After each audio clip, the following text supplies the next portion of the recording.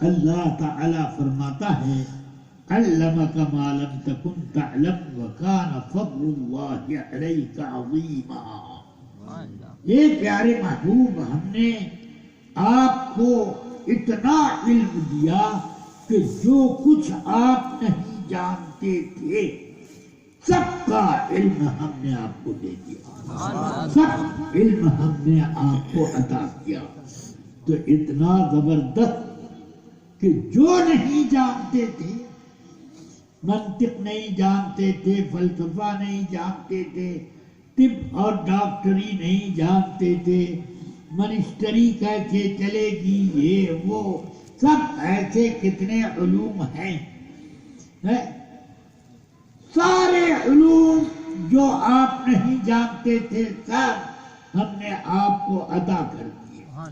یہاں تک کہ جو علم ابھی تک ایجاد بھی نہیں ہو سکے وہ بھی ہم کو نے آپ کو عطا کر دیا، سب عطا کر دیا. تو اب اس کے لیے عقل کیسی چاہیے آپ سمجھ سکتے ہو.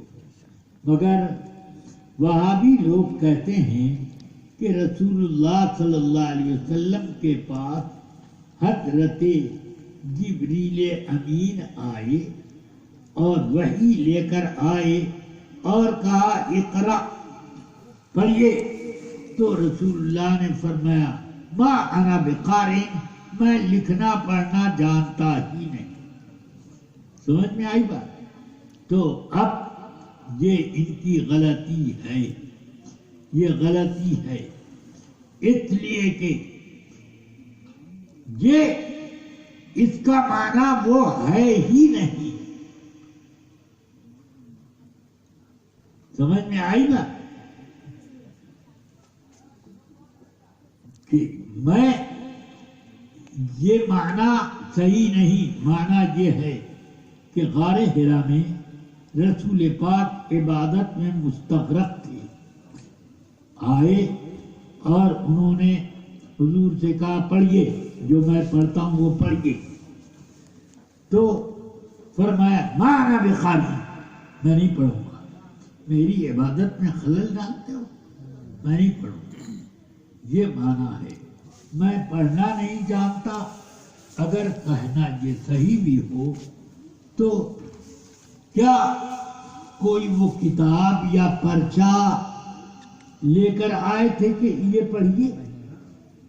قرآن مجید پورا کا پورا اس طرح اترا ہے کہ فرشتے انسانی شکل میں یا کسی بھی انداز میں وہ آتے پڑھتے تھے اور رسول پاک پھر اس کو دہرا دیتے تھے.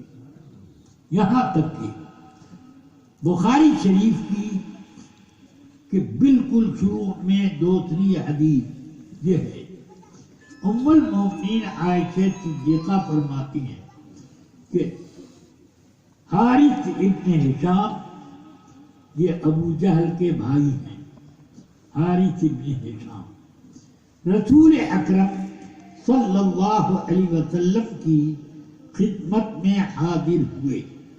یہ حارث ابن ہشام فتح مکہ کے دن مسلمان ہوئے تھے، اسلام قبول کیا اور بہت پکے مسلمان ہوئے.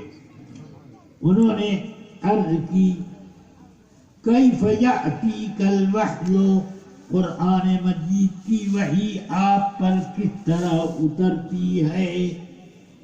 تو سرکار نے اس کے دو طریقے بتائے. فرماتے ہیں ربما یاتینی مثل صلصلۃ الجرس وهو اشده علی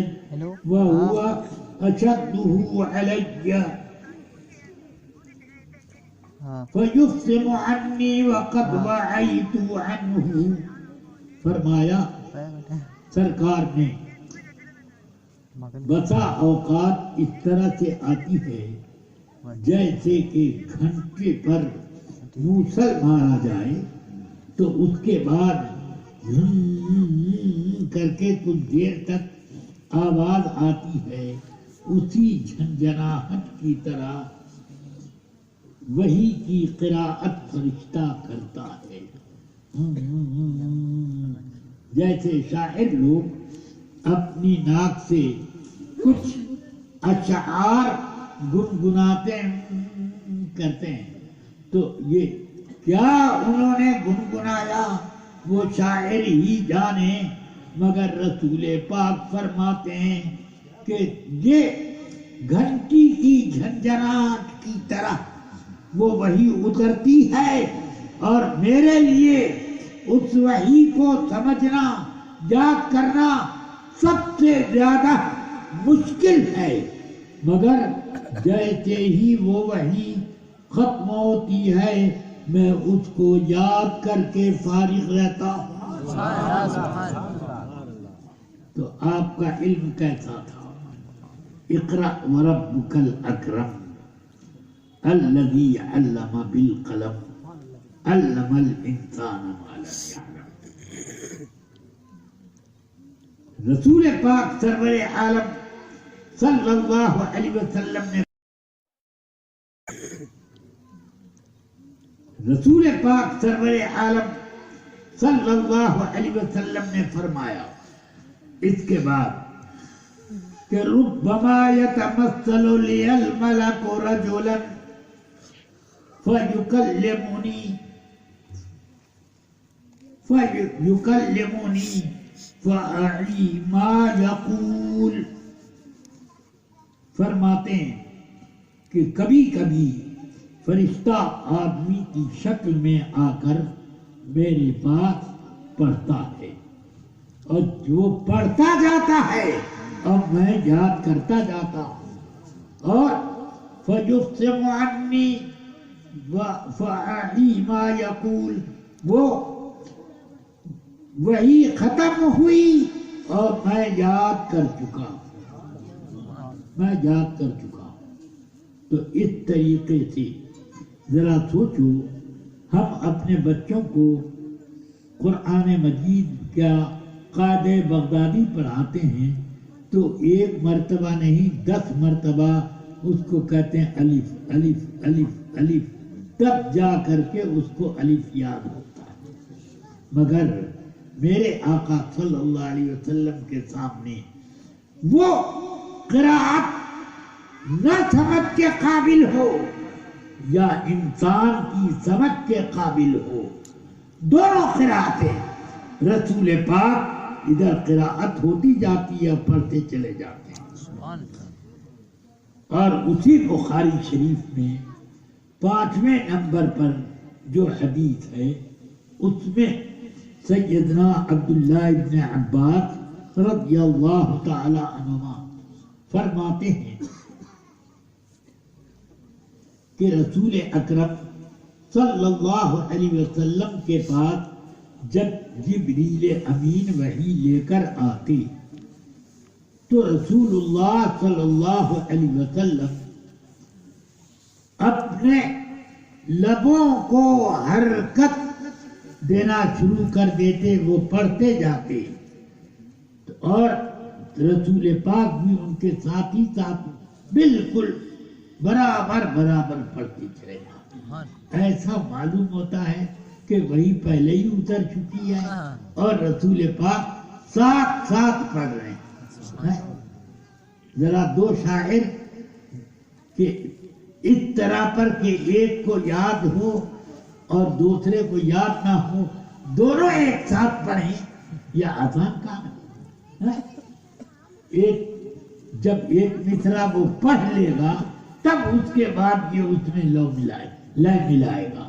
مگر آقا کائنات کی شان یہ تھی کہ جبریل امین پڑھتے جاتے، ساتھ رسول پاک بھی پڑھتے چلے جاتے، بالکل ساتھ. اور وَكَانَ يُعَالِجُ شِدَّةَ التَّنزِيلِ، اور وحی نازل ہونے کا، قرآن کی وحی نازل ہونے کی وجہ سے رسول پاک سخت محنت اور شدت کو برداشت کرتے تھے، جھیلتے تھے. تو اللہ تعالی نے آپ پر آیت نازل فرمائی لا تحرک به لسانك لتعجل به ان علينا جمعه وقرآنه فإذا قرأنا فاتبع قرآنه.